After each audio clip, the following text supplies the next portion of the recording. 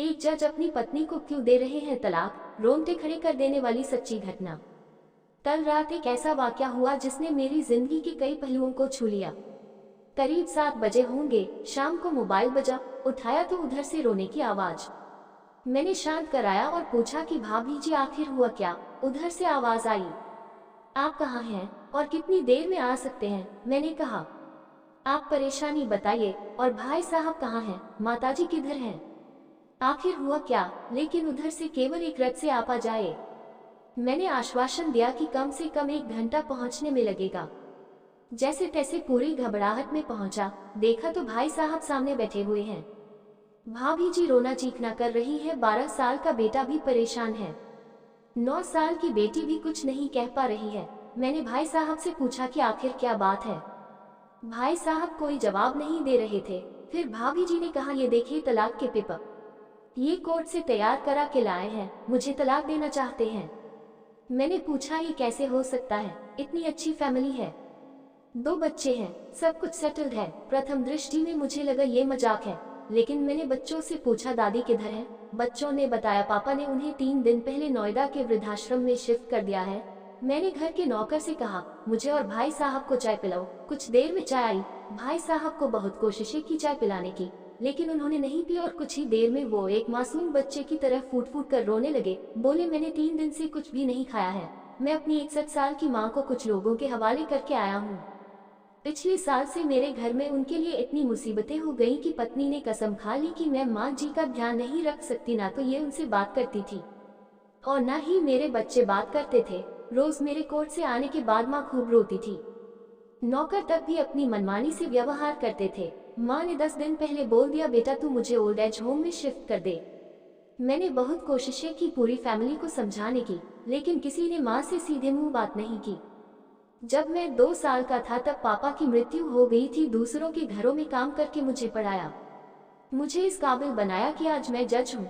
लोग बताते हैं माँ कभी दूसरों के घरों में काम करते वक्त भी मुझे अकेला नहीं छोड़ती थी। उस माँ को मैं ओल्ड एज होम में शिफ्ट करके आया हूँ। पिछले 3 दिनों से मैं अपनी माँ के एक एक एक्ट को याद करके तड़प रहा हूँ, जो उसने केवल मेरे लिए उठाए। मुझे आज भी याद है जब मैं 10th की परीक्षा में अपियर होने वाला था।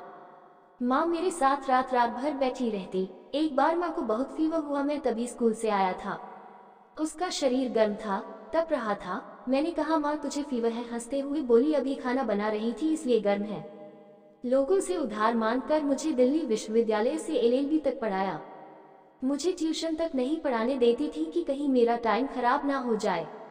कहते कहते रोने लगे और बोले, जब ऐसी माँ के हम नहीं हो सके तो हम अपने बीबी और बच्चों के क्या होंगे। हम जिनके शरीर के टुकड़े हैं, आज हम उनको ऐसे लोगों के हवाले कराए जो उनकी आदत, उनकी बीमारी, उनके बारे में कुछ भी नहीं जानते। जब मैं ऐसी माँ के लिए कुछ नहीं कर सकता तो मैं किसी और के लिए भला क्या कर सकता हूँ। आज़ादी अगर इतनी प्यारी है और माँ इतनी बोझ लग रही है, तो मैं पूरी आज़ादी देना चाहता हूँ। जब मैं बिना बाप के पल गया तो ये बच्चे भी पल जाएंगे। इसीलिए मैं तलाक देना चाहता हूँ कि सारी प्रॉपर्टी इन लोगों के हवाले करके उस ओल्ड एज होम में रहूंगा। कम से कम मैं माँ के साथ रह तो सकता हूँ, और अगर इतना सब कुछ करके माँ आश्रम में रहने के लिए मजबूर है तो एक दिन मुझे भी आखिर जाना ही पड़ेगा। माँ के साथ रहते रहते आदत भी हो जाएगी। माँ की तरह तकलीफ तो नहीं होगी। जितना बोलते उससे भी ज्यादा रो रहे थे। बातें करते करते रात के 12:30 हो गए। मैंने भाभी जी के चेहरे को देखा, उनके भाव भी प्रायश्चित और ग्लानि से भरे हुए थे। मैंने ड्राइवर से कहा, अभी हम लोग नोएडा जाएंगे। भाभी जी और बच्चे, हम सारे लोग नोएडा पहुंचे।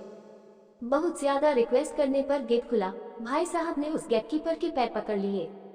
बोले, मेरी माँ है, मैं उसको लेने आया हूँ। चौकीदार ने कहा, क्या करते हो साहब। भाई साहब ने कहा, मैं जज हूँ। उस चौकीदार ने कहा, जहाँ सारे सबूत सामने हैं तब तो आप अपनी माँ के साथ न्याय नहीं कर पाए, औरों के साथ क्या न्याय करते होंगे साहब। इतना कहकर हम लोगों को वहीं रोककर वह अंदर चला गया।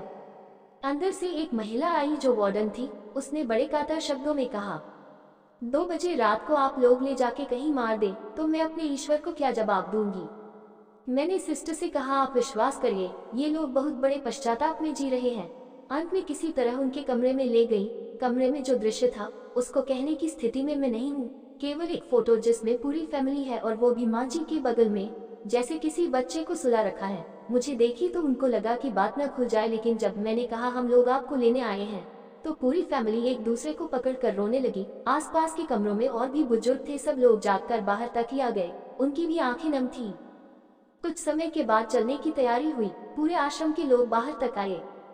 किसी तरह हम लोग आश्रम के लोगों को छोड़ पाए। सब लोग इस आशा से देख रहे थे कि शायद उनको भी कोई लेने आए। रास्ते भर बच्चे और भाभी जी तो शांत रहे, लेकिन भाई साहब और माताजी एक दूसरे की भावनाओं को अपने पुराने रिश्ते पर बिठा रहे थे। घर आते आते करीब 3:45 हो गया। भाभी जी भी अपनी खुशी की चाबी कहाँ है ये समझ गई थी। मैं भी चल दिया, लेकिन रास्ते भर वो सारी बातें और दृश्य घूमते रहे। माँ केवल माँ है, उसको मरने से पहले ना मारे। माँ हमारी ताकत है, उसे बेसहारा ना होने दे। अगर वह कमजोर हो गई तो हमारी संस्कृति की रीढ़ कमजोर हो जाएगी। बिना रीढ़ का समाज कैसा होता है किसी से छुपा नहीं। अगर आपके परिचित परिवार में ऐसी कोई समस्या हो तो उसको ये जरूर पढ़ाएं, बात को प्रभावी ढंग से समझाएं। कुछ भी करें लेकिन हमारी जननी को बेसहारा बेघर न होने दें। अगर माँ की आंख से आंसू गिर गए तो ये कर्ज कई जन्मों तक रहेगा। यकीन मानना सब होगा तुम्हारे पास, पर सुकून नहीं होगा। सुकून सिर्फ माँ के आंचल में होता है, उस आंचल को बिखरने मत देना।